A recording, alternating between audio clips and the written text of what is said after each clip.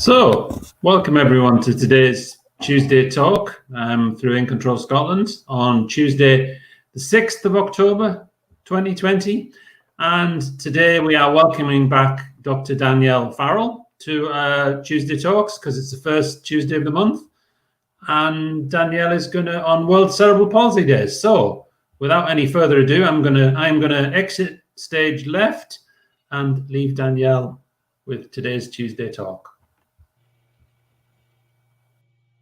Thanks, Keith. Hi, everybody, and welcome to this week's Tuesday Talks. As Keith said, I'm going to be talking about cerebral palsy and raising awareness of the condition. I'd just like to point out, as people tend to go by the clock behind me, my clock isn't working at the minute, so if you see me looking at my phone or my watch, it's only to ensure that I'm keeping time. I have today is World Cerebral Palsy Day, and it was important to me to talk about the condition today because I am one of the people, 17 million people, I think it is, in the world who live with cerebral palsy. So for me, it was important that was the topic of being Danielle today. So if Keith would kindly bring up some slides that I've prepared, I'll help with today's talk. So yeah, today's World Cerebral Palsy Day, as we just said, and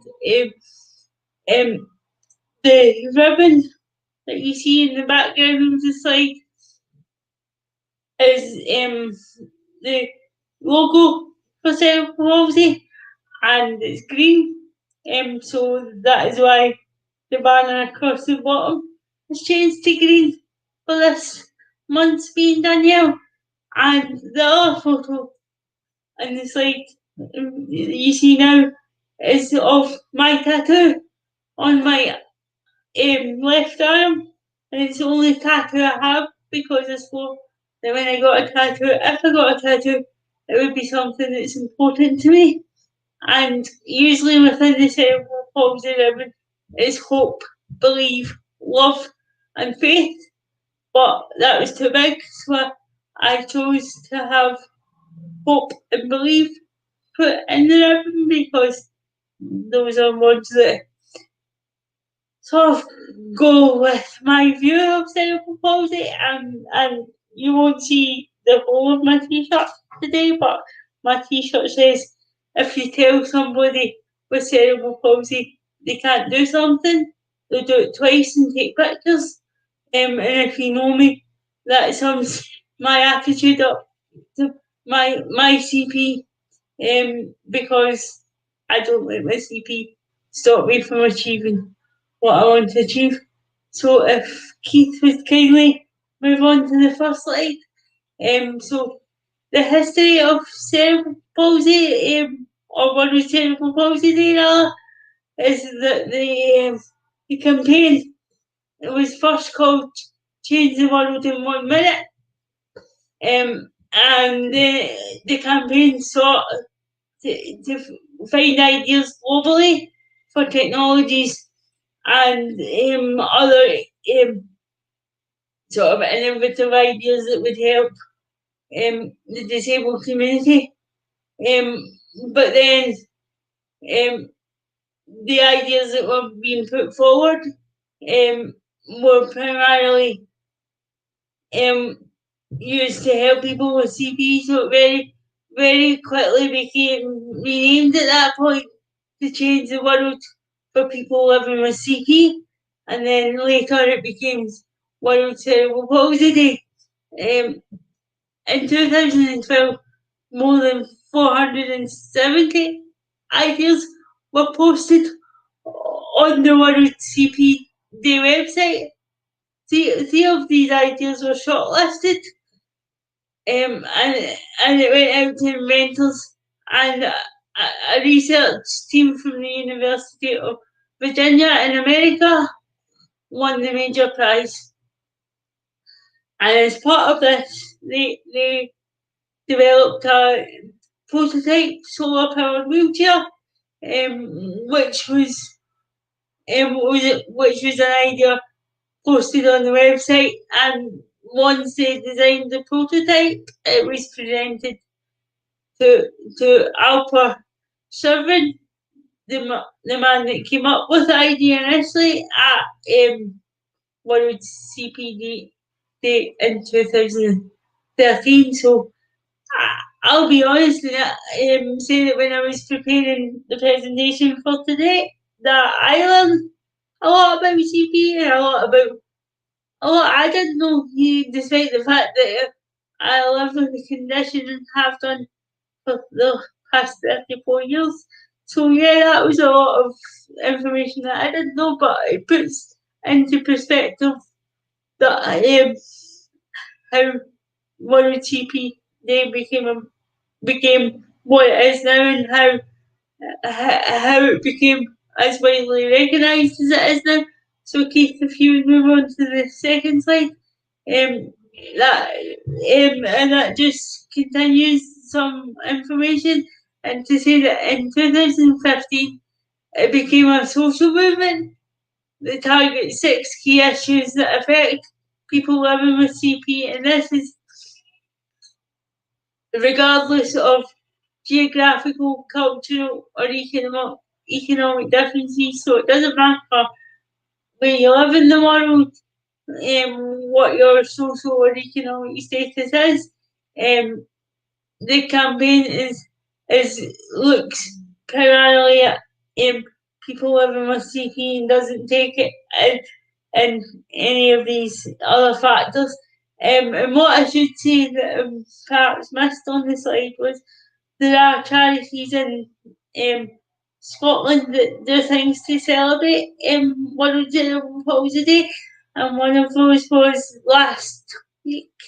They used to be called Bobath, but now they're called Cerebral Palsy Scotland, and they treat adults and children with cerebral palsy, and they have a conference every year. Obviously, because of current restrictions, this year it had to be done virtually. But normally it's a big event in a hotel, usually in Glasgow, and I would normally go and exhibit with Europe's understood services, but obviously we weren't able to do that. But that's just one example of some of the big events that happen a bit more locally in relation to cerebral palsy awareness and on Cerebral Palsy Day. Keith, can you move on to the next slide? So, excuse me, we're looking at the timeline now. So, back in 1810, Dr. William Little was born, and he was the first person to study cerebral palsy. And then I think a little bit later on, it was in 1932, the first folding wheelchair was invented by Harry Jennings. And I think when you think about the wheelchairs that are offer now, and even the one I'm sitting in now doing this talk to you guys, with you guys, I think it's really amazing to think how far like inventions like wheelchairs have come, and what they offer now as opposed to what they would have offered in 1932. And in 1948, a key cerebral palsy organisation was founded, and this was the Cerebral Palsy Association.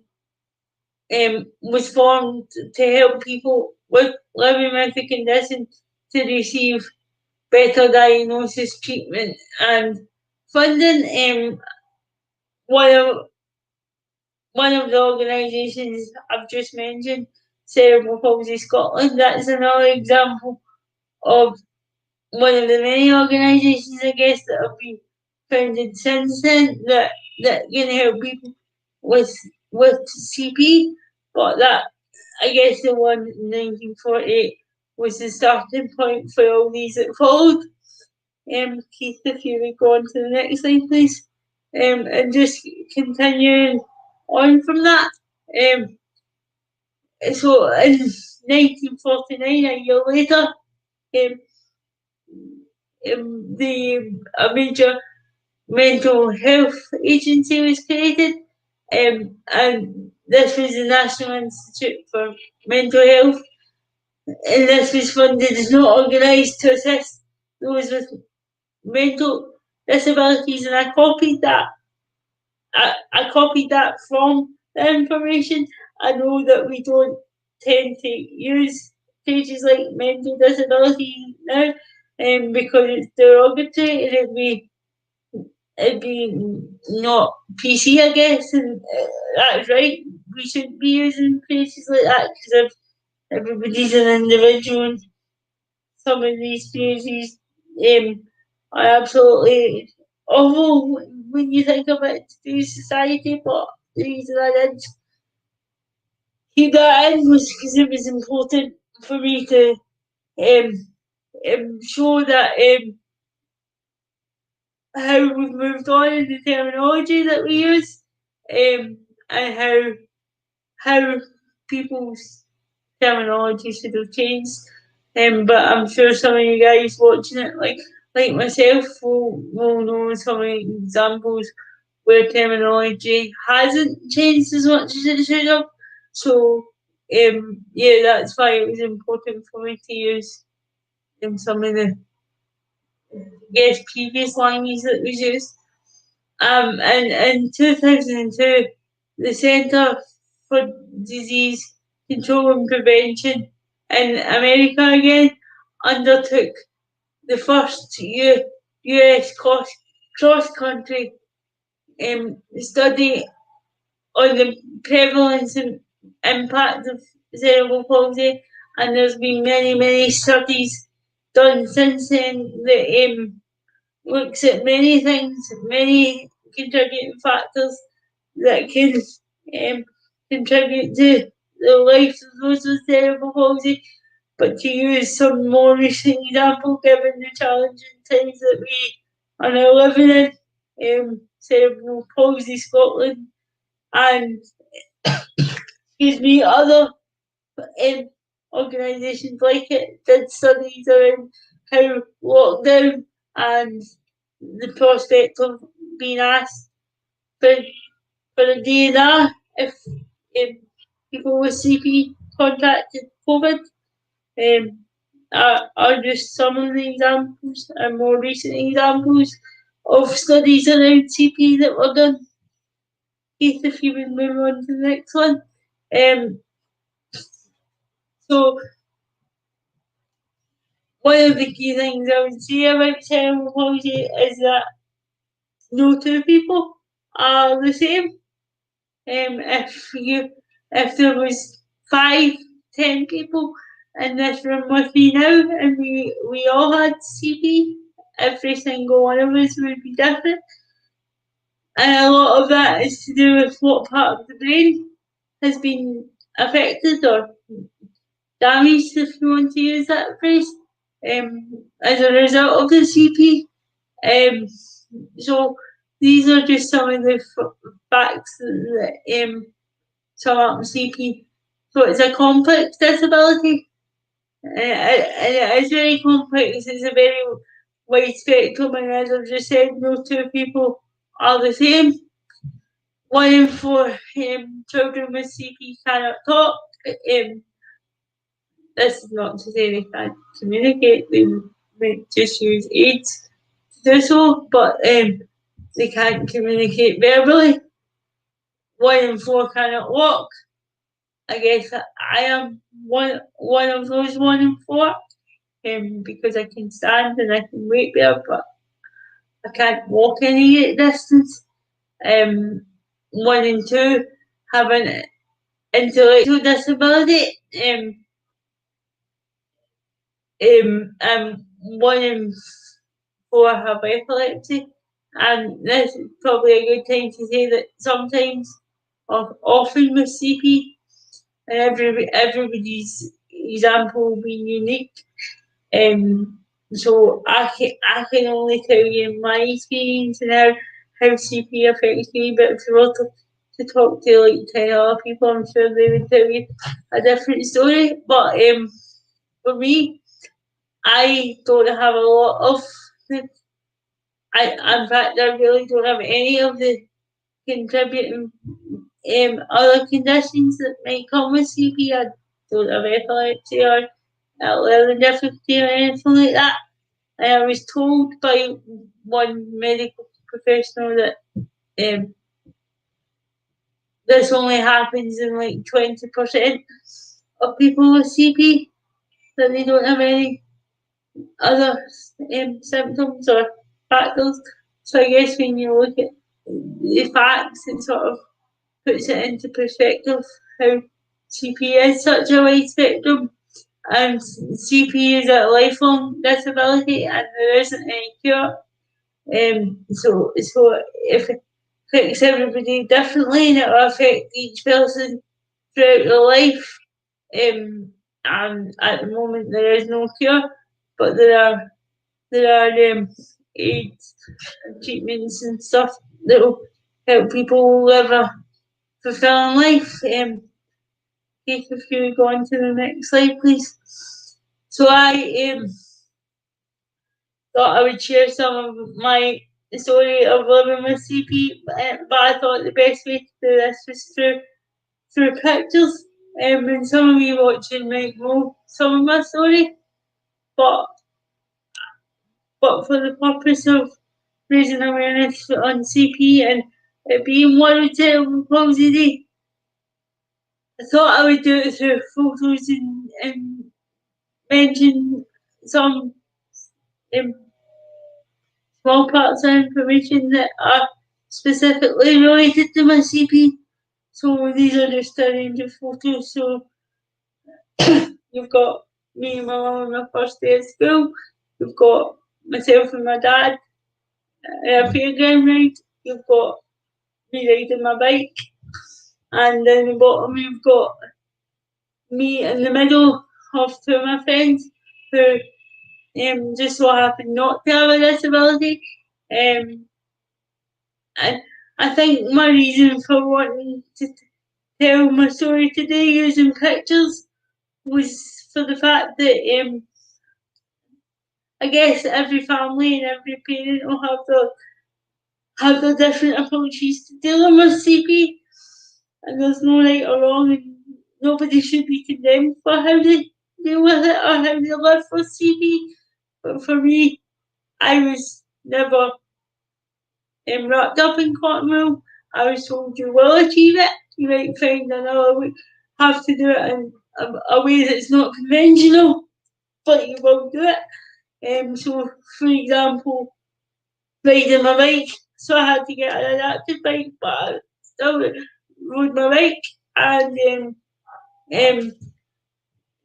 I know from talking to my mum and learning things about what they had to deal with before I was old enough to deal with things myself. I wasn't diagnosed with CP until I was about a year and a half, when I wasn't reaching the normal milestones like sitting up and walking and taking those first steps. My mum was told when I was diagnosed that I would never be able to call her mum, and I would never be able to stick out my tongue. And my mum's response to that was to go and buy me an ice lolly to make me stick out my tongue. And as you've just heard, I was able to call her mum. So I am not saying that people that make these diagnoses don't know, but I think sometimes it's to do with the determination of the person, of the child, and of the parents, and just what support is available at the time, I guess. Yeah. So and for me, some of those pictures just show that how barriers were broken down for me before I was old enough to break them down for myself. and how I was treated no differently to my non-disabled peers. The time, if you go on to the next slide, please, that's just a couple more photos. This like again, some of you watching might have already seen this. So, the first photo on the left was is when I graduated with my PhD, and the photo on the right is on the day of my graduation with my dad, his partner, and my older brother. Unfortunately, due to ill health, my mum passed away when I was 60. But because of my mum's outlook to my CP, it has made me determined and to fulfill my life in the way she would have encouraged me to, if she was here today, and she remains my motivation for everything I do, if I'm honest. So it was just important for me to share those photos and show that CP doesn't really need to affect any aspect of a person's life. Obviously, it will affect everybody so differently, but it doesn't need to be a barrier. If you need to do things differently, you can, I guess, is what I'm trying to say. And in the last couple of slides, if Keith moves it on, I talk about some of the myths, and I hope that in sharing some short snippets of my story, these myths are shown to you as something that can be broken down. So, the first one of those is that CP is a progressive condition. It's not. Sometimes as you get older, symptoms might change, but that's because your body's getting older, and that happens to anybody, regardless of having a disability. If I'm honest, the things that have changed for me are I now have some pain in my feet, which I didn't have when I was younger, and some pain in my shoulder, but that's probably about it. But again, everybody's experience will be different. But I guess the main point there is it's not a progressive condition. Sometimes people assume that it is because they associate it with other neurological conditions that are progressive, but CP on its own is not a progressive condition. People with CP can't live independently. That is ridiculous. I am sitting in my living room now. Before we came before we came on live now.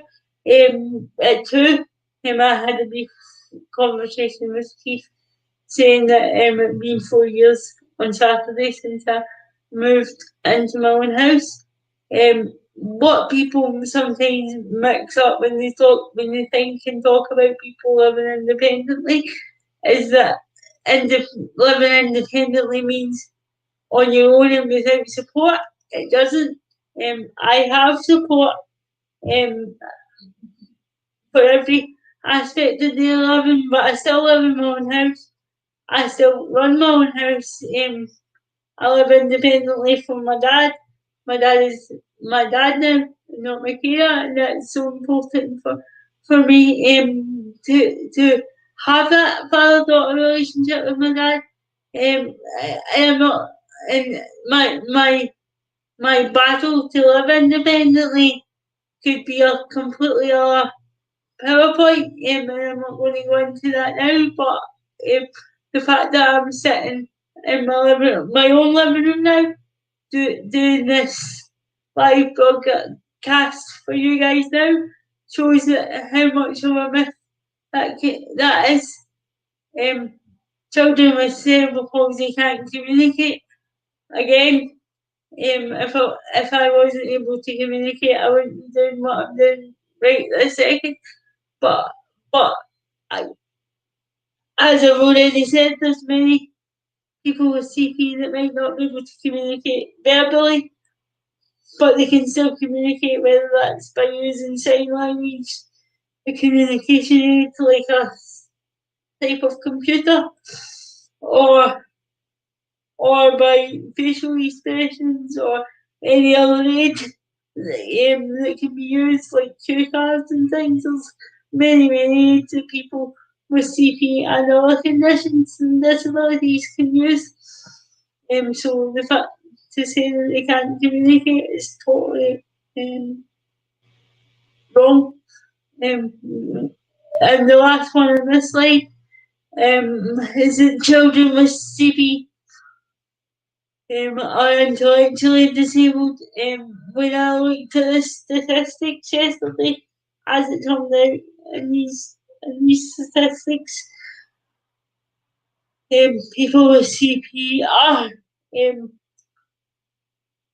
over half of people with CP have an intellectual disability, according to the figures I looked at. But again, that's not true of everybody, because I don't have an intellectual disability or a learning disability.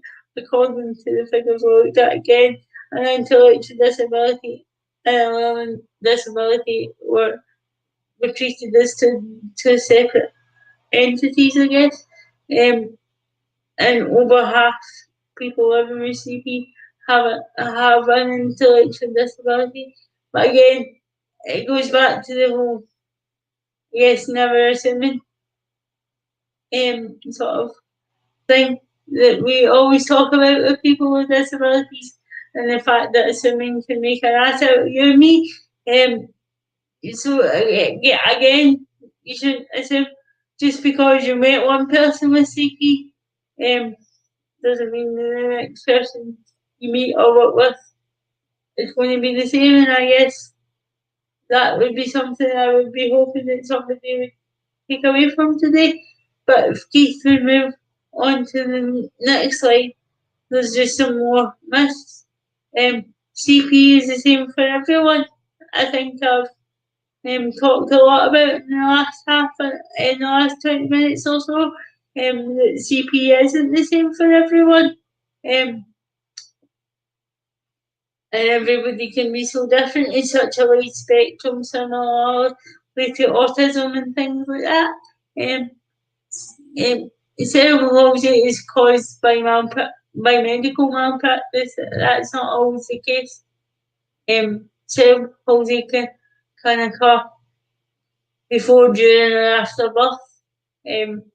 For me, it was more likely to be after birth, because I stopped breathing due to being premature.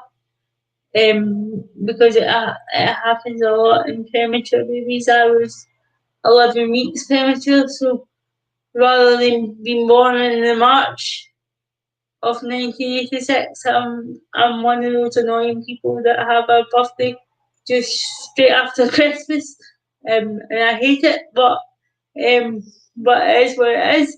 Obviously, some family members have joked at me over the years and said, "Oh, you couldn't wait to be here." And sometimes they just say, if we'll be honest, and say, I have wondered if if if my mum had carried me full term, whether I would have CP, or my life would be totally different, and it probably would be different, but I don't know how different, and I will know.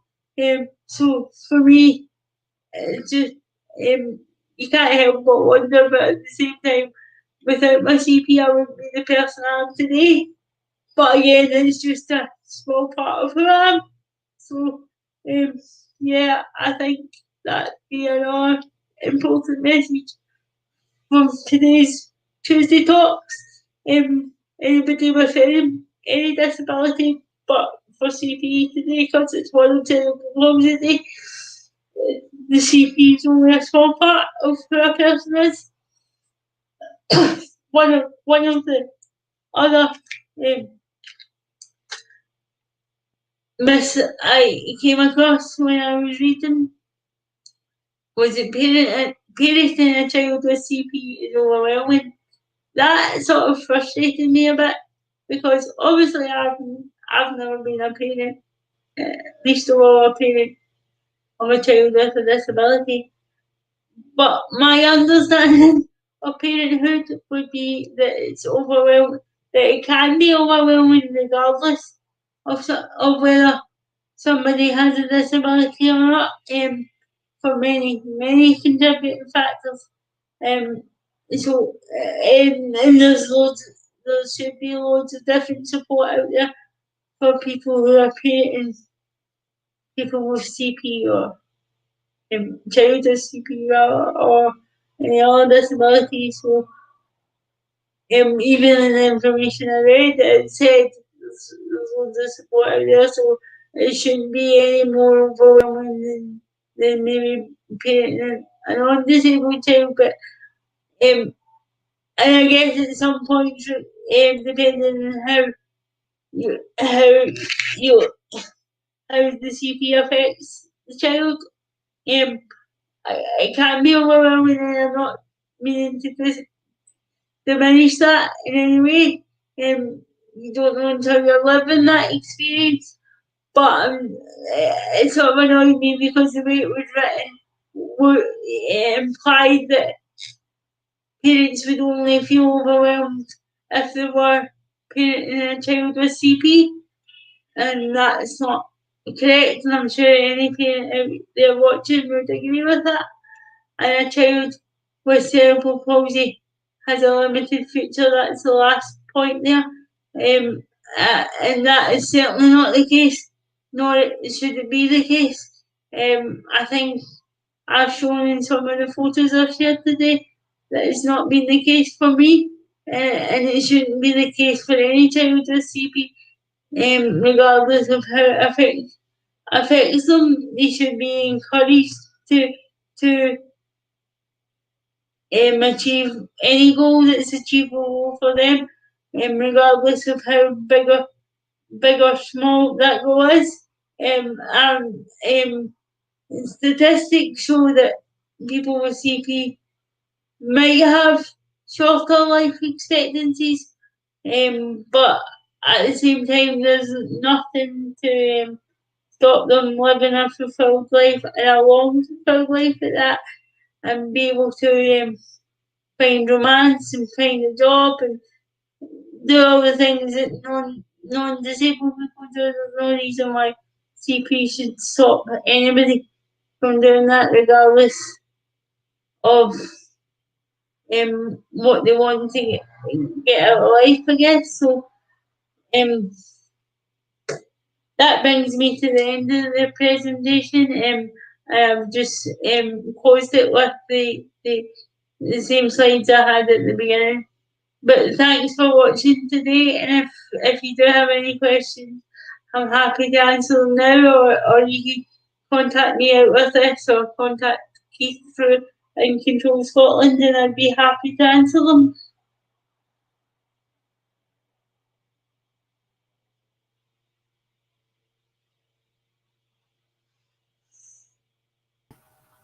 Hi, Danielle. Hi. Yeah, thanks for that. That was really interesting. I was just checking. Sorry, because I've been doing the slides. I was just checking if there were any if there were any comments. So, I mean, Alistair's put a nice comment on there, saying I didn't see it as I was going through, so I didn't. I can see it now. Yeah. Yeah, I did like my pink even back then, Alistair. I made that comment when I was looking at the photos yesterday. Yeah. Okay. Thanks, Danielle. That was really interesting. On World Cerebral Palsy Day to hear about some of your story, but also just some of the things about cerebral palsy, and to just explore some of those myths that you're talking about there. So you will be back next month on the 3rd of November. Yeah, on the 3rd of November. I can't remember off the top of my head what the topics will be, but that'll be the first one, or the last one before Christmas. And I believe that one will be reflecting on on the year we've just had. So, but I'm not sure what we'll be doing before then. But I look forward to it. Okay, thank you, Danielle. Thanks for joining us for Tuesday Talks. Thanks to No everybody problem. who came along. To view it today, you can see it on YouTube, on Facebook, and on Danielle Farrel YouTube as well. Yeah, on my YouTube channel, it's being streamed live just now. Yep.